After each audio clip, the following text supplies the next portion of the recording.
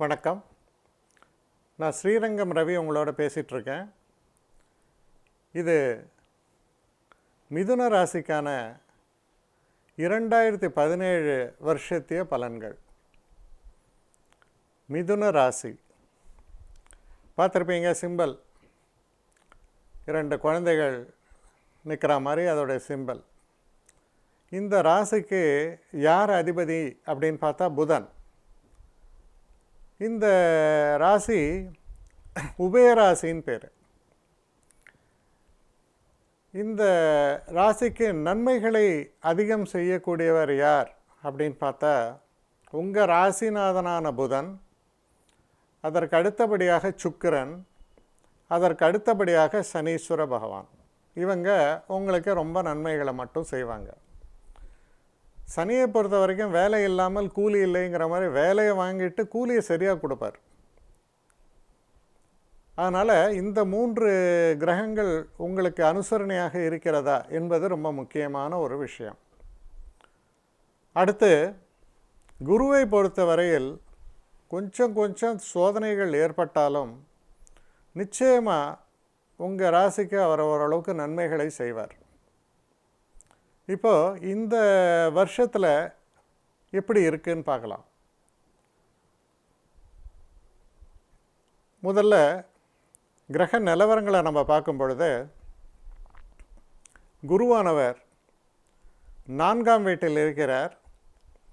இவர் 4ஆம் வீட்டில் இருக்கும் பொழுது ஓரளவு தொழில் ஸ்தானத்தெல்லாம் பார்ப்பது ரொம்ப விசேஷம்தான். இவர் 5ஆம் வீடு அப்படிங்கிறது இவருக்கு பலம் வாய்ந்த ஒரு வீடு, நன்மைகளை தரக்கூடிய ஒரு வீடு. இந்த 5ஆம் வீட்டுக்கு இந்த குரு மாறக்கூடிய காலம் அப்படின்னா அது செப்டம்பர் மாதம் 12ஆம் தேதி இந்த 5ஆம் வீட்டுக்கு அவர் மாறுகிறார். அடுத்தபடியாக முக்கியமான கிரகம் அப்படின்னா நான் சுக்கிரனை பற்றி சொல்லியிருந்தேன்.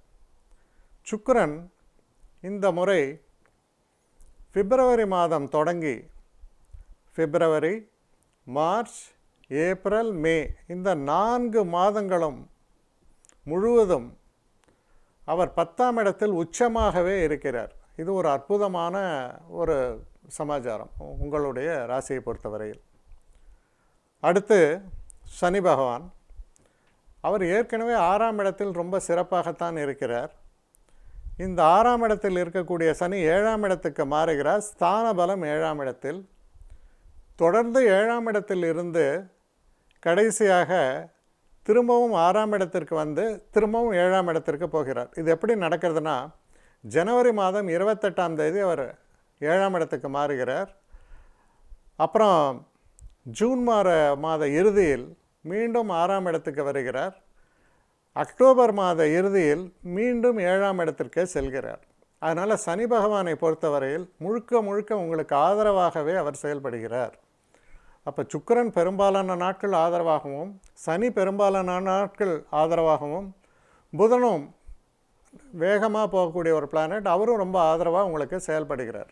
இது ஒரு அற்புதமான அமைப்பாக உங்களை பொறுத்தவரையில் அமைகிறது. இப்போ இந்த 2017 வருஷத்துடைய பலனை நம்ம பார்க்கும் பொழுது ஜனவரி மாதம் தொடங்கி மார்ச் மாதம் வரைக்கும் எப்படி இருக்குன்னு பார்க்கலாம்.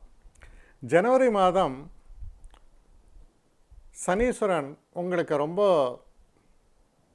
ஆதரவாக, அதாவது 6ஆம் இடத்தில் எல்லா எடுத்த காரியங்கள் அனைத்திலும் வெற்றி அப்படின்னு சொல்கிறது 6ஆம் இடம். அந்த இடத்துல சனி இருக்கார். அது வெற்றிகரமான ஒரு சமாச்சாரம். அடுத்து முக்கியமான கிரகம் அப்படின்னு சொல்கிற சுக்கிரன் 9லிருந்து 10க்கு போகிறார். அதுவும் ரொம்ப விசேஷம். அடுத்தபடி செவ்வாய் கிரகமும் நல்லபடியாக தான் இருக்கார். அப்போ பார்த்தோம்னா இந்த ஜனவரி மாதம் தொடங்கி மார்ச் மாதம் வரையில் தொழில் சம்பந்தப்பட்ட விஷயங்களில் அற்புதமான வெற்றிகள் காத்திருக்கு. தன விருத்தி என்பது சிறப்பாக அமையும். சில சுப காரியங்கள் நடக்கணும்னு நீங்கள் எதிர்பார்த்துருந்தீங்கன்னா, அதாவது குறிப்பாக உங்களுடைய மகளுக்கு திருமணம் போன்ற விஷயங்கள்லாம் நீங்கள் எதிர்பார்க்கல. நீங்கள் சிறிய வயதினராக இருந்தால் உங்களுக்கு திருமணம், இதெல்லாம் நீங்கள் எதிர்பார்த்துருந்தீங்கன்னா அதெல்லாம் உங்களுக்கு அற்புதமாக நடக்கக்கூடிய ஒரு காலகட்டமாக இது அமையும். சரி, இப்போ அடுத்தபடியாக வெளிநாடு பயணம். புதிதாக தொழில் ஆரம்பிக்க வேண்டும். இல்லைன்னா இருக்கிற தொழிலில் மாற்றம் வேண்டும். இந்த மாதிரியான பல விஷயங்கள் இருக்கலாம். இந்த விஷயங்கள் எல்லாமே பார்த்திங்கன்னா உங்களுக்கு ஆதரவாகத்தான் அமையும். ஆதரவுன்னு சொன்னால் சாதாரணமாக இல்லை. என்ன காரணம்னா 10ஆம் இடத்தில் சுக்கிரன் உச்சம் என்கும் பொழுது உச்சகட்ட நன்மைகள்னு அர்த்தம். அப்போ அந்த உச்சகட்ட நன்மைகளை பெறக்கூடிய ஒரு காலகட்டமாகத்தான் இந்த முதல் 3 மாதம் உங்களுக்கு அமையிறது. அது ரொம்ப சிறப்பு. வாழ்க்கையில் சில முக்கியமான மாற்றங்கள், சிறப்புகள் எல்லாமே உங்களுக்கு ஏற்படக்கூடிய ஒரு காலகட்டமாக இருக்குது. ஏன்னா 10ல் குரு இருந்து அதை வந்து இது 10ஆம் இடத்துல சுக்கிரன் இருந்து அதை குரு பார்க்குறார். இதை விட சிறப்பு என்ன? அப்போது தொழிலில் வந்து சுயமாக தொழில் ஆரம்பித்தாலும் சரி, இல்லை ஏற்கனவே செஞ்ச இந்த தொழில் எக்ஸ்பேன்ஷன் போனாலும் சரி, இல்லை புதிய வேலை வாய்ப்புகள் வந்தாலும், இல்லை வெளிநாடு போகக்கூடிய ஒரு காலகட்டமாக இது அமைந்தாலும் அனைத்திலும் வெற்றி. அவ்வளோ சிறப்பாக உங்களுக்கு அமையிறது. இப்போது ஏப்ரல் மாதம், மே மாதம், ஜூன் மாதம், அடுத்த செகண்ட் குவார்ட்டர் இது எப்படி அமைஞ்சிருக்கு அப்படின்னு பார்த்தா கிட்டத்தட்ட இதே நிலை அப்படின்னு சொல்லலாம். என்னென்னா சனீஸ்வரன் 7ஆம் இடத்துக்கு மாறுகிறார். 7ஆம் இடத்துல வந்து எப்போ பிப்ரவரி மாதத்துலேருந்து 7ஆம் இடத்துல சனீஸ்வரன் இருக்கார். ஆனால் இந்த காலகட்டத்தில் சுக்கிரன் பெரும்பாலும் மே மாதம் முடிய உச்சத்திலே இருப்பதால் தொடர்ந்து நன்மைகளே ஏற்பட்டு கொண்டு இருக்கின்றன. எந்த விதமான ஒரு பாதிப்பும் இல்லை. 12ஆம் இடத்துக்கு இருக்கக்கூடிய குரு பார்வை சுப செலவுகளை பற்றி சொல்கிறது. அப்போ நான் வந்து வீடு வாங்கிறது போன்ற விஷயங்கள்லாம் பார்த்திங்கன்னா இந்த செகண்ட் குவார்ட்டரில் ஏற்படும். ஏன்னா சனீஸ்வரன் தான் வீடு, நிலம் போன்ற விஷயங்களை எல்லாம் தரக்கூடியவர். அவர் உங்களுக்கு சாதகமாக இருப்பதால் அதெல்லாம் உங்களுக்கு நன்மைகளே ஏற்படுவதற்கான வாய்ப்புகள் பிரகாசமாக அமையிறது. அப்போது 2வது 3 மாதத்தில் ஏதோ ஒரு இன்வெஸ்ட்மெண்ட்டு, அது வந்து ஒரு அசெட்டில் இருக்கலாம், அதனால் இம்ப்ரூவ்மெண்ட்ஸு, அதே மாதிரி குழந்தைகளுக்கு வந்து ரொம்ப நன்மைகளை தரக்கூடிய ஒரு சமாச்சாரங்கள், இதெல்லாம் தொடர்ந்து நடக்கக்கூடிய வகையில் இந்த செகண்ட் ஆஃபு உங்களுக்கு இந்த 2வது 3 மாதங்கள் நடக்கிறது. அப்போ கிட்டத்தட்ட இந்த முதல் 6 மாதங்களில் பார்த்திங்கன்னா மேலே மேலே நிறைய சிறப்புகள் தான் உங்களுக்கு நடக்கிறது. 3வது குவார்ட்டர் எடுக்கிறோம். அதாவது ஜூலை, ஆகஸ்ட், செப்டம்பர், இது 3வது குவார்ட்டர். இந்த 3வது குவார்ட்டரில் வந்து என்ன நடக்கிறது அப்படின்னு நம்ம பார்க்கும் பொழுது முக்கியமான ஒரு மாற்றம். ஆகஸ்ட் மாதத்தில் ராகு கேது பயிற்சியில் ராகு 2ஆம் இடத்திலும் கேது 8ஆம் இடத்திலும் வருகிறார். அடுத்தபடியாக கிட்டத்தட்ட செப்டம்பர் முடியும் வரைக்கும் குரு நல்லபடியாக தான் இருக்கார். ஏன்னா செப்டம்பர் மாதம் 12ஆம் தேதி தான் அவர் உங்களை பொறுத்த வரைக்கும் சுபமான 5ஆம் இடத்துக்கு மாறுகிறார். அப்போ குருவினுடைய பலம் கூடுகிறது. இப்போ நம்ம எடுத்து பார்த்தோம்னா உங்களுடைய இந்த அடுத்த 3 மாதங்களில் நன்மைகள் ஏற்பட்டு கொண்டே வரும்.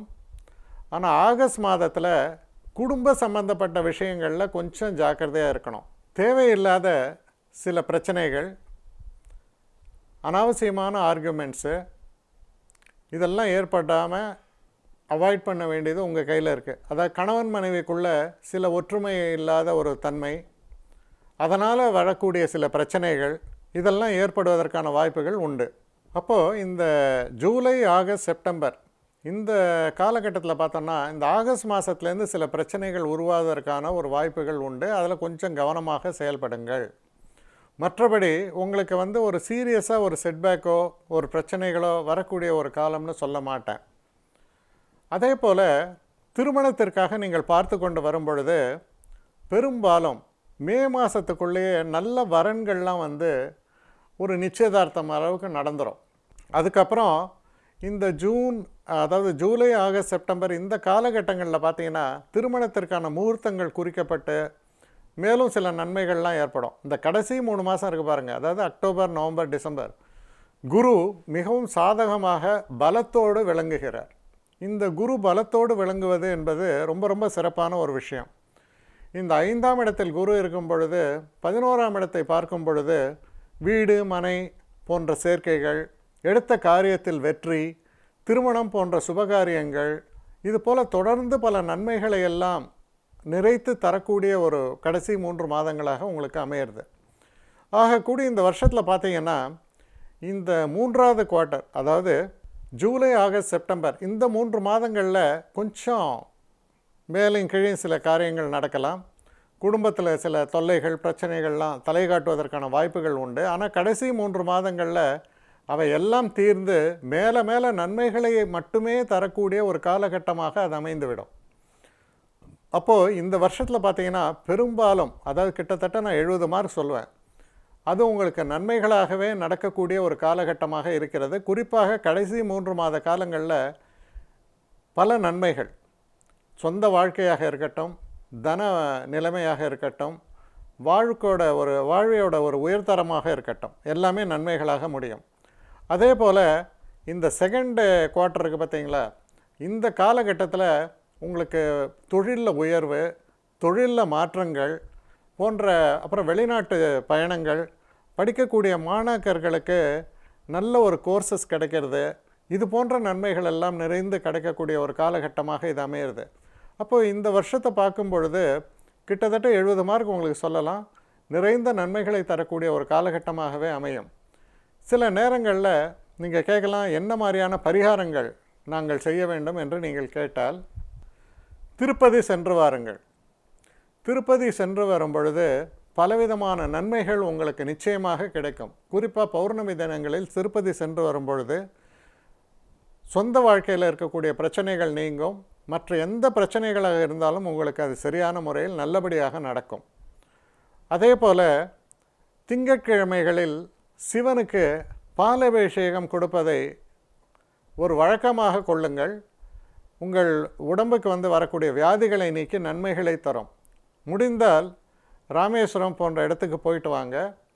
அதோடு இல்லாமல் முக்கியமான ஒரு விஷயம் என்ன அப்படின்னு பார்த்தோன்னா, இந்த ஜோதிர்லிங்கம் என்று இருக்கிறது, 12 ஜோதிர்லிங்கம், அதில் முடிஞ்ச வரைக்கும் அந்த ஜோதிர்லிங்கம் இருக்கக்கூடிய அந்த டெம்பிள்ஸ் எல்லாம் விசிட் பண்ணிங்கன்னா மனசில் நிம்மதி ஏற்படும், பெரிய அளவு வாழ்க்கையில் வெற்றிகளும் ஏற்படும், ஒரு குறிப்பிடத்தக்க அளவு முன்னேற்றத்தை குறிப்பாக தொழில் சம்பந்தப்பட்ட விஷயங்களில் தரக்கூடிய ஒரு அற்புதமான வருஷமாக உங்களை பொறுத்த வரைக்கும் அமையும் என்பது உறுதி. இத்துடன் இந்த மிதுனத்திற்கான பலன்களை நிறைவு செய்கிறேன். வணக்கம்.